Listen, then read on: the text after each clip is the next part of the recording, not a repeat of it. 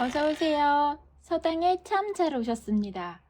오늘은 원래 한 달에 2권 정도밖에 책을 못 읽던 제가 어떻게 한 달에 13권이나 읽을 수 있게 되었는지랑 서평단으로 받아본 책 8권을 간략히 소개해 드릴게요. 그리고 서평단으로 받아본 책 중에서 제가 가장 마음에 들어 했던 책도 알려드리도록 하겠습니다.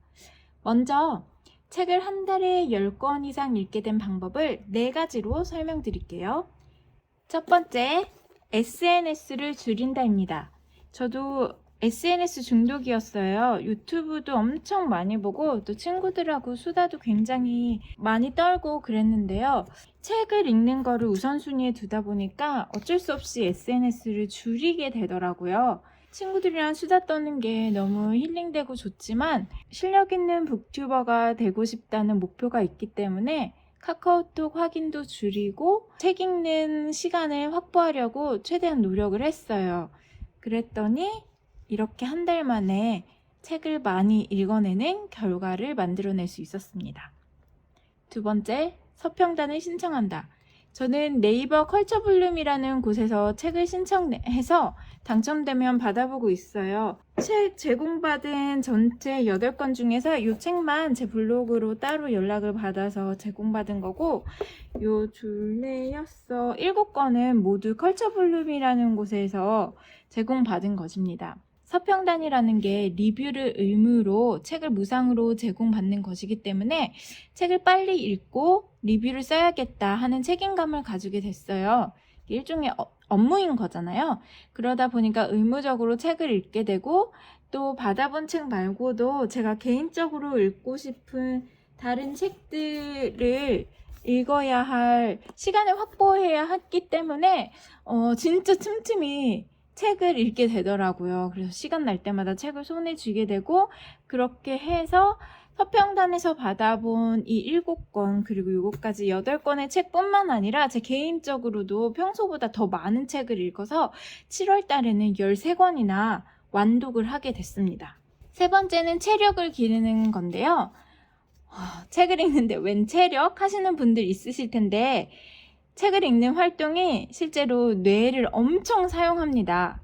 우리 몸에서 영양소가 부족할 때 생존을 위해서 에너지를 가장 먼저 보내는 곳이 바로 뇌인데요. 생존을 위해서 뇌는 살아있어야 되기 때문에 산소와 영양소가 뇌로 가장 먼저 갑니다. 근데 뇌도 근육하고 같아서 잘 사용 안 하다가 갑자기 사용을 하려면 금방 피로를 느껴요. 저도 그랬는데 책을 워낙 안 읽다가 다시 읽자 하고 시작하니까 5분 이상 집중이 굉장히 힘들었어요. 책을 읽으려고 폈다가 딴 거 저거 할 거 생각나고 집안일 할 거 생각나고 또 업무 볼 거 생각나고 막 그리고 또 읽다가 잠들고 그래서 체력을 길러야겠다고 생각했어요. 몸이 너무 피곤하더라고요. 심지어 막 혓바늘도 서고 막 피부도 다 뒤집어지고 책 읽는데 막 그렇게 체력이 딸린 거예요. 그래서 운동을 시작했습니다. 운동을 하고 나니까 조금 나아졌어요. 그리고 약간 체력이 올라오니까 집중할 수 있는 시간도 늘어나더라고요. 그래서 한 달 정도 됐는데 이렇게 엄청난 결과를 가져오게 됐습니다. 제가 어플로 찍은 걸 보여드릴 텐데 지난달 읽은 책의 권수랑 이번 달 읽은 책의 권수랑 정말 격차가 심합니다. 네 번째는 미니멀리스트가 된다. 아직은 제가 미니멀리스트라고 하기엔 좀 많이 멀은 맥시멀리스트예요. 근데 7월부터는 소비를 정말 완전히 줄였습니다. 그게 제가 일부러 줄이려고 줄인 게 아니라 다른 거 할 시간이 없는 거예요. 책을 읽어야 돼가지고. 그래서 쇼핑하러 인터넷 서치하는 것도 안 하게 되고 막 나가서 쇼핑하는 것도 줄이게 되고 이러다 보니까 저절로 미니멀리스트가 되는 거예요. 그리고 제가 맥시멀리스트였기 때문에 집에 물건이 꽤 많거든요.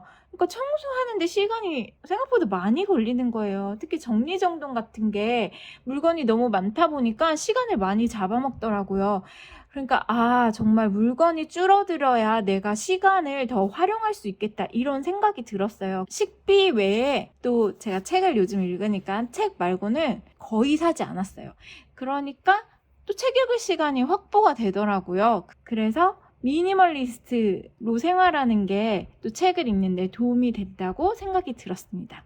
그래서 정말 여러분 제가 열심히 노력을 해가지고 여러분들께 책에 대한 소식이나 뭐 책을 소개해 드릴 때 정말 실력 있는 북튜버가 되고 싶어요. 그래서 지금 이렇게 노력하고 있습니다. 자, 그러면 이제 서평당과 서포터즈 활동으로 받아본 7월 신간들 간단하게 소개해 드릴게요. 정말 좋은 책들을 너무 많이 받았어요. 제가 컬처 블룸이라는 카페에서 책을 신청하는데 저는 원래 신간 책을 확인하러 도서관이나 서점을 가던 사람이었거든요. 그런데 이렇게 신간들이 이 서평단을 다 모집을 하니까 오, 이런 신간들이 나오네? 이러면서 확인할 수 있더라고요. 그래서 서평단에 당첨이 안 돼도 읽고 싶은 책들을 따로 리스트를 뽑아서 도서관에 신청을 하거나 또는 제가 구입하거나 해서 보고 있습니다. 저는 책의 한 70% 이상은 도서관에서 빌려보는 편이었어요. 그리고 서평당 활동을 할 필요가 없다고 느꼈거든요. 왜냐면 책은 도서관에서 다 빌릴 수 있으니까. 그래서 원서 외에는 책을 잘 구입을 안 하고 그랬었는데 서평당 활동하니까 너무 좋습니다, 여러분. 도서관에 신간서적이 생각보다 꽤 늦게 들어와요. 제가 신청하고 나서도 막 거의 3주 이상 걸리더라고요. 근데 이렇게 다른 사람보다 신간을 먼저 받아볼 수 있게 돼서 너무너무 좋습니다. 어쨌든 소개해드릴게요. 받아본 책들. 우선 이 식물의 세계라는 책은 제가 리뷰 의무 없이 받은 책인데요. 제가 식물을 엄청 키우고 있거든요. 식집사입니다. 그래서 이거 보세요. 사파가 너무 예쁘고 또 이렇게 제가 역사 덕후인데 기원전 1600년경 미노스 문명에 이렇게 이제 식물과 역사랑 관련된 부분도 나와요. 그래서 그림 좋아하시는 분들, 식물 좋아하시는 분들, 역사 좋아하시는 분들 모두에게 만족할 만한 책이에요. 그리고 제가 이제 활자가 많은 책을 좋아하는 편이거든요. 이게 그림만 크게 딱 있지 않고 글씨가 막 크게 막 내용 없이 있는 게 아니라 정말 작은 활자를 활용해서 이 한 페이지 안에 많은 정보를 넣으려고 노력한 게 보이는 책이에요. 그래서 너무너무 마음에 들었고 정말 이거는 소장가치 뿜뿜한 책이라고 생각이 돼요. 한 가지 아쉬웠던 점은 김! 이거 우리나라 수출품이잖아요. 근데 일본 특산물이라고 나온 거예요. 이게 살짝 아쉬웠습니다. 그 다음 책은 문화재 전쟁. 이게 제 완픽이에요. 받아본 책 중에 이 책이 가장 마음에 들었는데요. 그게 왜냐하면 제가 역사 덕후이기 때문이에요. 이 책이 우리나라 문화재가 뺏긴 뭐 그런 얘기도 나오고 6.25 전쟁 때 문화재를 지키기 위해 덕수궁 미술관에서 일하시는 분들이 어떻게 했는지도 나오지만 2차 세계대전 때 히틀러가 이 문화재를 탈취하기 위해서 어떤 일을 했는지 등이 정말 재밌게 나옵니다. 그리고 또 유럽 국가들이 본인들도 전쟁을 많이 겪었기 때문에 문화재를 많이 뺏겼거든요. 그런데 또 이 사람들이 발굴이라는 핑계로 뭐 이집트나 북아프리카 또 아시아의 문화재를 많이 가져갔잖아요. 근데 이걸 읽다 보니까 자기들이 뺏긴 문화재는 강탈을 당한 거고 다른 나라에서 가져온 문화재는 거기는 그걸 잘 보관할 능력이 없으니까 우리가 대신 인류를 위해서 보관하고 있는 거야. 이런 이중적인 태도를 취하는 것들이 나와요. 그래서 참 느끼는 게 많았고 또 이게 역사가 진행될수록 시간이 지나갈수록 이 문화재를 반환받는 게 점점 어려워진다고 해요. 예를 들면 여기 이제 이집트의 두상인 네페르티티라는 흉상을 독일에서 가지고 있는데 이 흉상이 독일에서 인기가 너무 많아서 우표를 발간을 하고 이 우표도 다 팔릴 정도로 인기가 엄청 많았대요. 그래서 독일에서 이야기하고 있는 핑계가 이거는 독일에서 인기가 너무 많고 이미 우리 문화의 일부가 되었습니다. 그래서 돌려줄 수 없습니다. 이런 핑계를 대고 있는 거예요. 근데 이게 기원전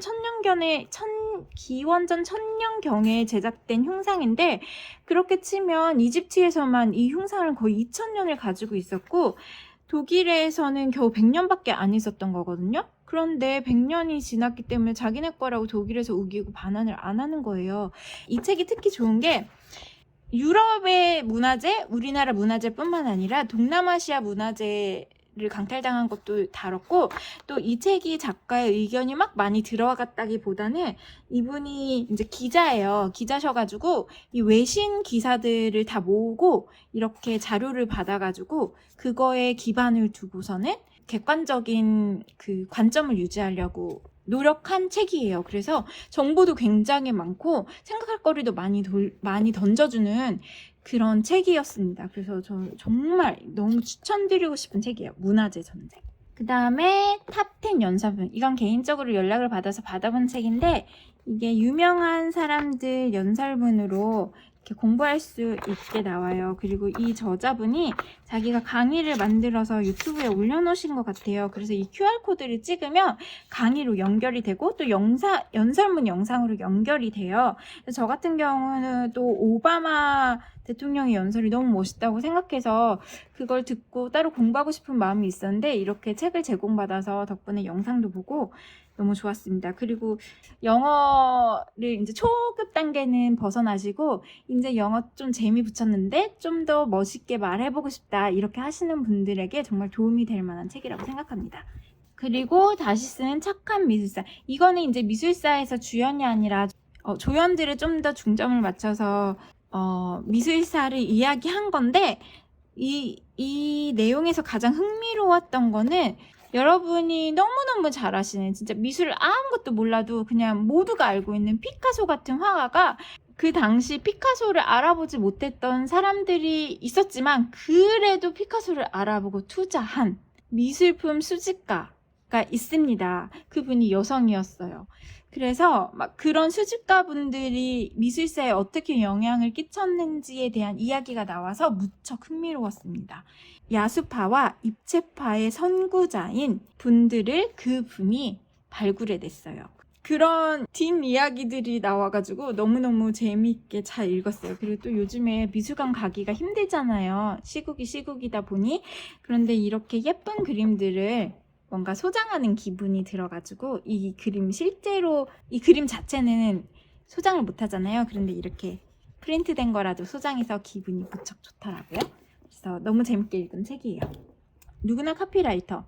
제가 유튜브를 하고 있기도 하고 또 블로그를 하고 있어서 제목을 어떻게 지을까, 어떻게 하면 글을 좀 더 잘 쓸 수 있을까, 어떻게 하면 말을 좀 더 잘할 수 있을까 고민을 많이 해요. 그래서 이런 카피라이터 책이나 마케팅 책에 관심이 좀 많은 편인데 책을 알아보다 보니까 우리나라에 일본 분들이 저자이신 이런 기술 카피라이터나 이런 기술적인 책들이 많더라고요.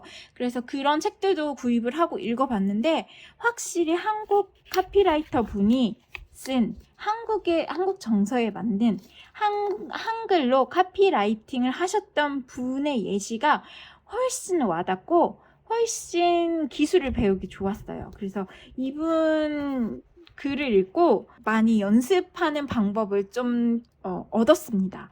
그리고 또 이분의 이 카피라이팅이 좋은 점이 뭐냐면 결론은 사람이다예요. 결국 이 카피라이팅도 사람의 마음을 움직이는 거고 마케팅이나 이런 것도 사람들이 다 하는 거잖아요. 사람의 마음을 움직이는 거고 그래서 사람에 닿아야 한다는 카피라이팅 철학을 갖고 계셨는데 그 부분이 사람인 저에게도 무척 와닿았습니다. 그래서 정말 이것도 정말 이런 제목이나 글 잘 쓰고 싶으신 분들이 읽어보시면 좋은 책이라고 생각합니다. 그리고 다음 책은 함께 있어도 외로운 사람을 위한 심리 수업이란 책인데요. 이런 자기계발서를 저는 좋아하는 편은 아니에요. 그런데 이 책이 자꾸 좀 마음에 와닿더라고요. 왜냐면 요거 때문에 기분이 태도가 되지 않게 자기계발 관련 영상을 보면은 기분이 태도가 되지 않게가 완전 히트친 명언 같은 느낌이 들었거든요. 근데 이 책을 쓰신 분이래요. 그래서 관심을 갖고 그래서 읽어봤는데 정말 이거 내가 겪었던 건데 이런 예시가 굉장히 많았어요. 자기계발서가 주는 메시지는 대부분 비슷하다고 느끼고 있습니다. 우선 부정적이지 말고 긍정적이어야 되고 말 그대로 기분이 태도가 되지 않게 마인드 컨트롤하고 시간 관리 잘하고 이런 것들인데 이것도 그것에서 크게 벗어나진 않지만 이 책의 장점은 예시가 정말 와닿는 예시가 많았다는 거예요. 그럴 수밖에 없는 게 500만 명의 데이터를 모아서 이 책을 출간한 거라 그럴 수밖에 없는 것 같아요. 500만 명의 데이터라는 게 적은 숫자가 아니기도 하고 제가 생각할 때 수학책도 그렇고 공식은 변하지 않아요. 그런데 이제 좋은 예제를 많이 연습할수록 점점 더 정답을 도출해내는 속도가 빨라지는 거잖아요. 이것도 같다고 생각합니다. 자기계발서가 주는 메시지들, 그 중심적인 메시지는 대부분 바뀌지 않는다고 생각해요. 하지만 이 책은 그 예제들이 너무 구체적이고 잘 돼 있어서 공감을 많이 할 수 있고 또 나에게 어떻게 적용시킬지에 대해서도 쉽게 도출해낼 수 있게 도와주는 책이었다고 생각합니다. 다음, 이 책은 Travel in Your Kitchen이라고, 이 책은 요즘에 시국이니만큼 여행을 못 가시는 분들에게 조금 힐링을 줄 수 있는 책이라고 생각해요. 되게 요동인 저로서는 조금 어렵긴 했어요. 왜냐면 너무 생소한 재료가 많았거든요. 근데 가끔 이 음식이 땡기잖아요. 우리나라에서 먹을 수 있는 해외 음식도 많긴 하지만 그렇지 않은 음식도 많기 때문에 도전해 볼 만한 가이드? 해외 요리를 도전해 볼 만한 가이드를 주는 것 같고, 연인과 데이트를 하거나 친구들을 만나거나 또 이제 부부가 오붓한 시간을 보낼 때 약간 외국에 나간 분위기 내고 싶을 때 활용할 수 있는 책이라고 생각합니다. 그리고 또 이 책의 장점은 요리법만 있는 게 아니라 이렇게 요리의 역사도 나와 있어요. 그래서 제가 계속 말씀드리지만 역사 덕후로서 이런 역사적인 이야기가 들어있는 책을 너무너무 좋아하거든요. 그래서 그 부분이 있어서 또 더 매력적으로 다가왔던 책입니다. 마지막으로 마녀, 유혹과 저주의 미술사. 이거는 이제 마녀사에 대한 역사적인 부분이 나와 있고, 그래서 이 마녀에 대한 재밌는 이야기들이 많이 나와 있어가지고 평범한 미술사나 미술서적과는 약간 색다른 느낌이 있었어요. 그리고 그림이 훨씬 많아요, 활자보다. 그래서 이제 그리고 페이지 수도 적어요. 그래서 정말 한두 시간 만에 후딱 읽을 수 있는 책이어서 약간 책 읽는 습관이 안 들이신 분들이나 예술에 대해서 조금 입문하고 싶다 하시는 분들이 읽기에 흥미를 유발하는 책이었습니다. 너무 즐겁게 읽었습니다.